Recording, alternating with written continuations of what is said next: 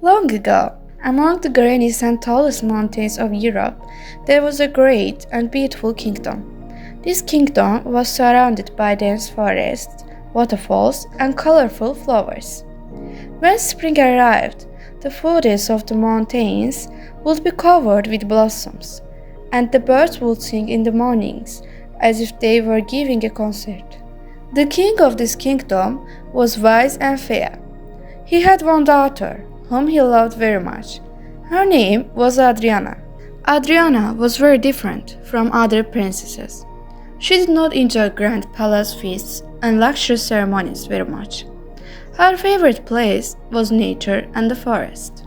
Because Adriana had a special power, she could talk to animals and nature.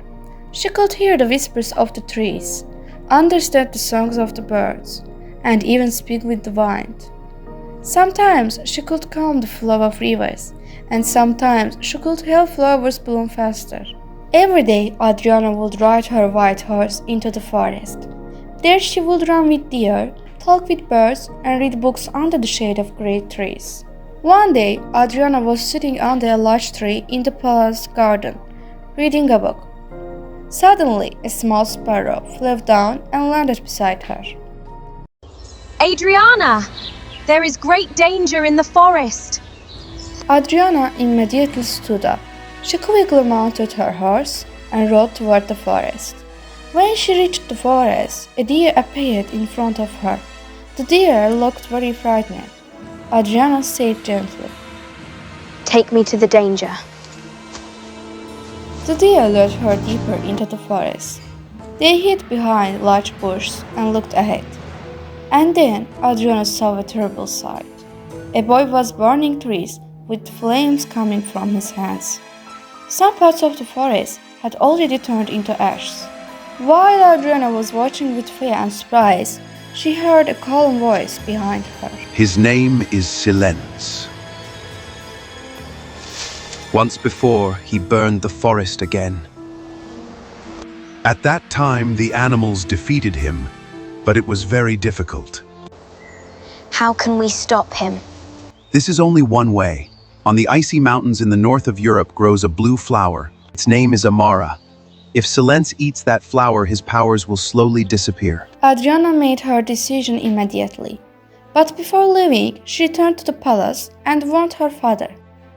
The king looked at his daughter's courage and said, This is a very dangerous journey, but I trust you.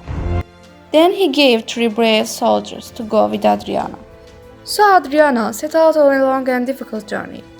They passed through the dark forest, crossed rushing rivers, and climbed misty mountain paths. Sometimes wild animals appeared before them, and sometimes powerful storms blocked their way.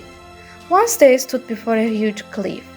Adriana spoke with nature and joined the branches of trees together, creating a natural bridge for them. Another night, a thick fog surrounded them, but Adriana spoke with the wind and found the path.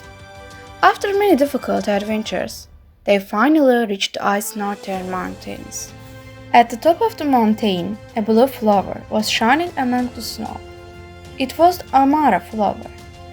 Adriana carefully picked the flower and immediately returned to the kingdom. The soldiers distracted Silence while Adriana called upon the power of nature. The wind rose and the branches of trees moved. Finally, Adriana came close to Silence and forced him to eat the Amara flower. After a few seconds, Silence's power began to weaken. The flames slowly disappeared. Silence slowly vanished, and then a miracle happened. The burnt trees became green again. The ash turned into grass once more. The birds began to sing again. The forest was alive once more. Adriana felt great happiness. She had saved the forest. And from that day on, everyone knew her as Adriana, the Garden of Nature.